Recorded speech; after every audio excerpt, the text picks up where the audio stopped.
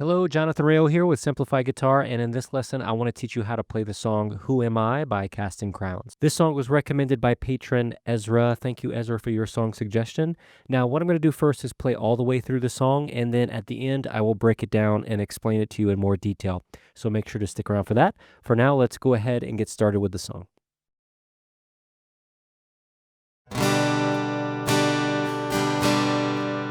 Who am I that the Lord of all the earth would care to know my name, would care to feel my hurt?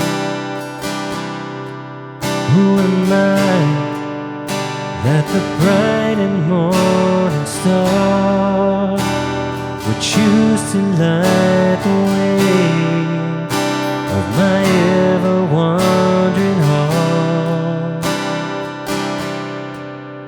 Not because of who I am, but because of what you've done.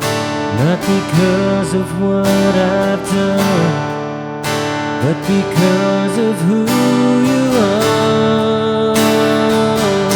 I am a flower quickly fading, here today and gone tomorrow, a wave tossed in the ocean, a vapor in the wind. Still you hear me when I'm calling, Lord, you catch me when I'm falling. You've told me who I am. I am yours.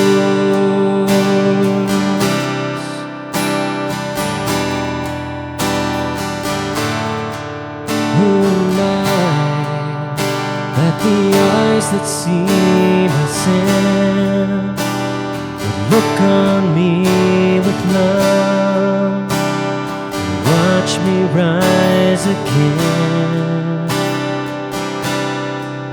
Who am I that the voice that calmed the sea would call up through the rain and calm the storm in me?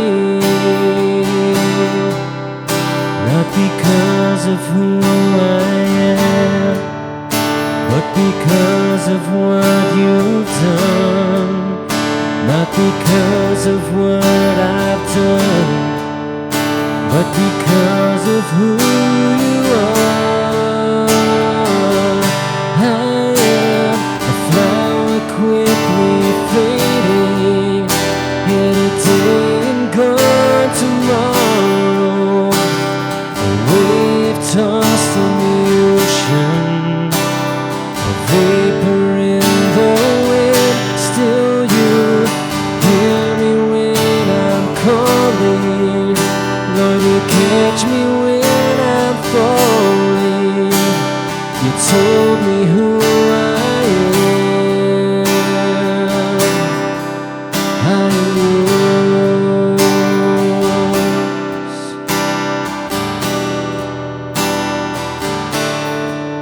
I am yours. All right, now before I break this song down, if you would like to check out the chord chart for this song, you can click right up there to head over to the Patreon page. Now for this song, I'm going to be playing in the key of G. So I've got the G chord, and then from there I've got a C add 9 chord, which this is a nice C variation inside the G chord family. It only requires me to move 2 fingers, my first and second finger from this G. They just go down 1 string each to that C right here. For this C, you want to make sure that you are not strumming that low E string. So you want to start your strumming on the A string for the C add 9. And then we also have an E minor 7, which looks like this. For this one, we will be strumming all 6 strings. Again, this is a variation for the E minor, just a regular E minor, which you could play either with just your first and second finger or your second and third finger. So you might be wondering, why are we playing an E minor with 4 fingers if we can play it with just 2? Again, these variations are meant to make transitions easier. So going between chords, there's a lot of chord changes in this song. So the smaller hand movements that you can have between chords, the easier your transitions are going to be. Okay, so going to and from this E minor 7 into all of the other chords for this song, we only have to move 2 fingers by using these variations, and that's why we use them.